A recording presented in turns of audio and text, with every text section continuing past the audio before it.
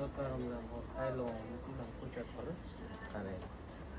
Uyda shamshotim bor edi, unaqasiga tarvaqaylab yotuvdi, har qayerga o'sib. Bitta bog'bonkadan eshitib qoldim, mana shu narsani kaltalagan, ixchamlashtirgan, zich bo'lib o'sadi dedilar. Keyin bordimda uni zichlashtirdim, mana bunaqa shoxlari chiqdi. Fermaga olib keldim mana hozir. Mana shularni ko'chat qilsa bo'lar ekan, har bittasini. Rosa ko'p olsa bo'lar ekan, kichkina shoxdan. Mana shunday qolib, ham idishimizga hozir narsalarni solib ekib ko'rsatib beramiz. O'sib ildiz otar ekan mana shuni. O'sha uydagi ozgina bor narsa, bittaginasini kesib olib keldim. Mashincha chiqarib. Masalan, hammasi ko'chat. Bittasi ildiz otsa, mana shu tayyor bo'lganda, mana shunda 2 ming so'm bo'lar ekan. 500 ta qilib qo'ysam 2 million pul bo'ladi. Bekorchi vaqtda bunaqa yomg'ir yog'gan paytlarda ish qilish qiyin paytda masalan ishlar bilan shug'ullanib qilsam foydam bo'ladi. O'tirib, ishlarni bitirib o'tiraverasiz mana. Ko'chat tayyor bo'lyapti. Buni nimaga ekyapsizlar buni? Odamlar katta bo'lganda eshigini tegan chiroyli gullarni ekib qo'yishni xohlaydi-da. Har xil joylarga qarab.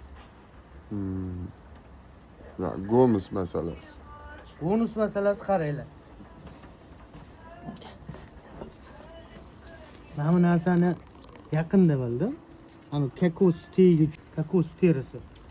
Chirindi qilib, go'ng sifatida qilingan, qaranglar.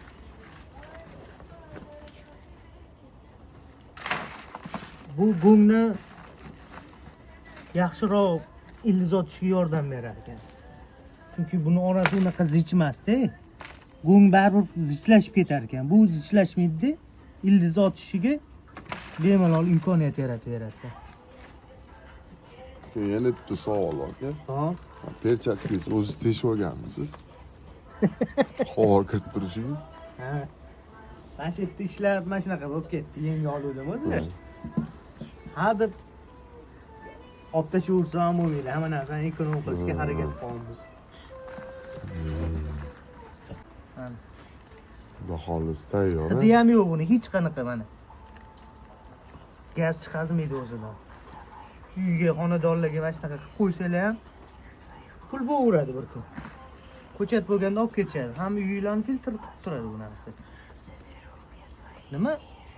Hozir dekabr bo'lsa, bahorda shundoq ildiz olgan bo'lar ekan mana shu narsa. 3 oy kutsanglar, bir kun ishlagan pulinglarni ozgina vaqtdan keyin yechib olar ekansizlar. Ungacha sabr qilib mana bunaqa yomg'ir tagiga qo'yib qo'ysanglar, uni bo'sib chiqaveradi. O'zi.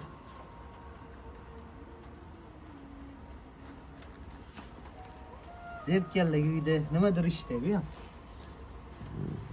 Qanaqadir. Ishlar rivojini bersin. Katta byudjet ham talab qilmas ekan. Ha, yo'q. Bunaqa katta pul ketmaydi. Mana bu narsa tekinga chiqyapti o'zi. Tekin mana bu ko'chatimizni qaranglar. Mana. Bu nima bu? Mana qalamchalarimizni ham shundoq ekib qo'yamiz, chiqaveradi. Nimani ko'chati bu? Ko'rasizlar? Barbaris bu, qizil. Olov bo'lib turadi, yozda o'ssa, baland bo'lib, chiroyli bo'lib turadi. Har doim qizil rangda mana qishda ham bunaqa so'lib qolmagan, ko'rasizlar? Shunaqa chiroyli bo'lib turadi. Bu ham o'zimizda bor edi, mana shuni kesdi, qalamcha qildi. Bahorda bu undan ham qimmatroq bo'ladi. Bu chunki sal yetilib turish uchun parvarish qilib, bundoq qarab turish kerak. O'shanda yaxshi bo'ladi. Mana bunaqa narsalarga eksanglar, mana shu o'zi shunday ildiz otib ketaveradi. Hozir yomg'ir yog'ib turibdi, suv quyish ham shart emas. Qo'liga qo'yib qo'ysanglar ham bo'ladi. Yozgi kunlar ozgina leka-bekada suv quyib turish kerak bo'ladi. Qurib qolmasligi uchun. Mana uyda zerkayib o'tirganlarga pensionerskiy ishlar. Nimadir qilib qo'yasiz har kuni.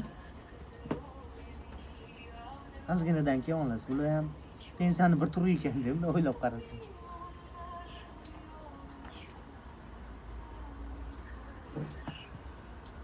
belinglar og'rib ketsa o'tirib olasizlar. Bemalol. YouTube kanal ochganmiz. Mana shunga like'lar bosib tursanglar, mana shularning rivojlanishiga hissanglarni qo'shgan bo'lasizlar o'zinglarni. Internetdan. Qo'limizdan kelgancha bilgan narsalarimizni o'rgatib borishga harakat qilamiz. Ulashishga biz ham boshqalardan o'rgandik, u yana boshqalar bilishini xohlaymiz. Shu